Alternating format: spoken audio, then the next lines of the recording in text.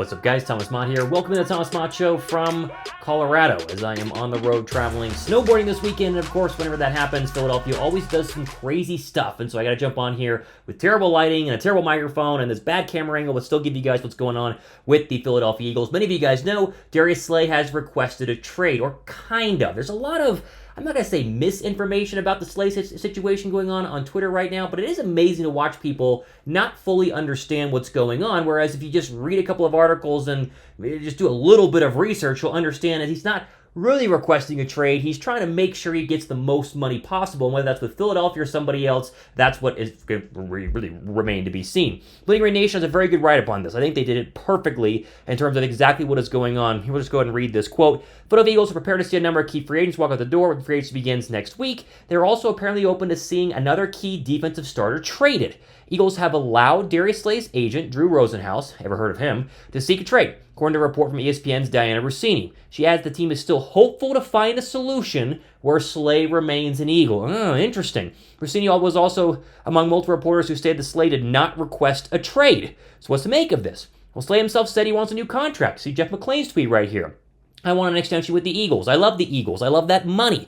So, of course, we're going to be talking about it this off-season on the Montgomery Co-Pod. So, what exactly is going on? You see it right here. But his desires might not line up with the Eagles have in mind. They want to sign Slay, who turns 32 in January, to a multi-year deal at the number he's looking for. The answer is that he's clearly not. They're allowing Slay's agent to look for a team that will give him what he wants.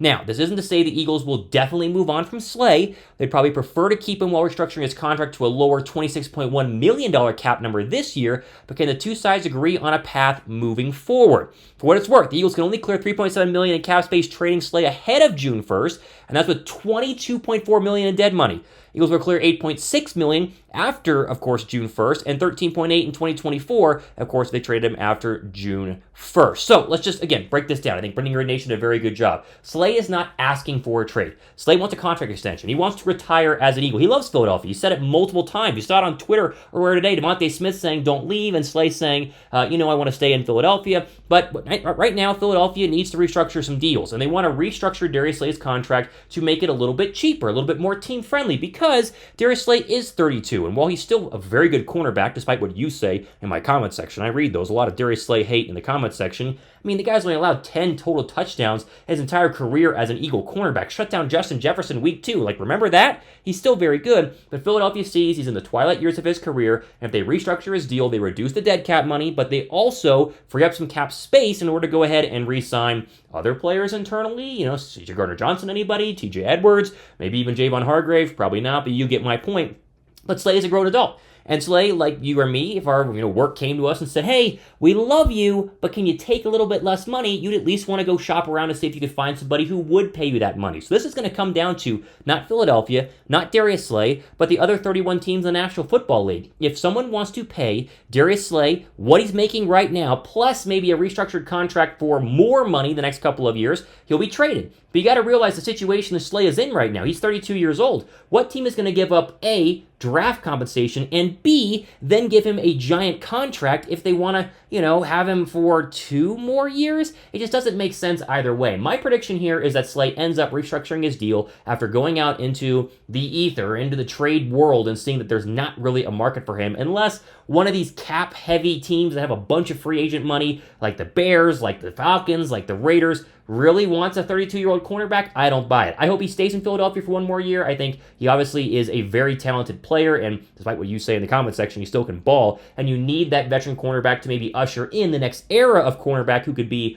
Witherspoon, Devin Witherspoon from Illinois, or obviously, Christian Gonzalez from Oregon, Joey Porter Jr., or somebody else that Philadelphia might draft. So let me know what you guys think. Thumbs up down below for Slay trying to get that bag, even if it is a little bit annoying right now. But still, it is not the end of the world, and you can't just read every single tweet that you see and say, oh, he wants to get out of here. It's a little bit different than that. Okay, let's move over here to Brandon Graham. Here's some good news, and news that I did predict would happen. We told you this was coming a couple of days ago. See from Bleeding Green Nation. Brandon Graham, Eagles reportedly agreed to a 1-year contract. This was never really going to be a surprise. The surprise for me is that, as you see here, he's signing a 1-year, $6 million contract extension out of NFL free agency, according to a report from Tim McManus. Here's what Graham told ESPN about the deal. I definitely don't want to miss out on this championship that we're about to make a run for. I pretty much directed my agent, Joel, to get a deal done before free agency, so we didn't have to go through that part.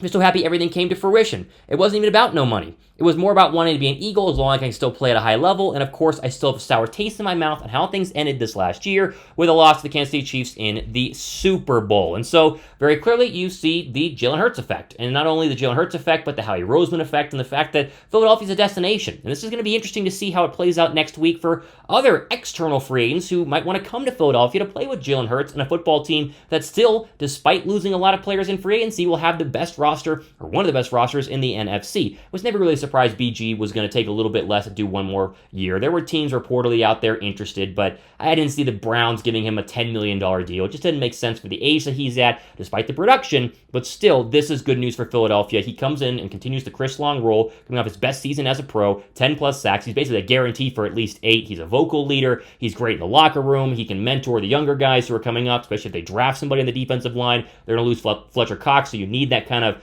anchor, old, sage on the defensive line. That's exactly what Brandon Graham does. That's good news, very good news for Philadelphia. So, welcome to the weekend before free agency. This is what happens. Weekend before free agency. Even when I go out of town trying to do it before free agency, there's still things that are going on, and so I'll try to do the best to cover it as I do. Again, a little bit not the same as a studio that I'm normally in, but thumbs up for me working on the road the way you guys have the latest coverage, because crazy stuff is going to happen. To be even crazier on Monday. I will be back on Monday, by the way. I'll be ready to go on Monday. So subscribe, stay tuned for that, and of course be ready for a wild and crazy next week and a half. So we shall see. I'm Thomas Mott. Out of time. This has been the Thomas Mott Show.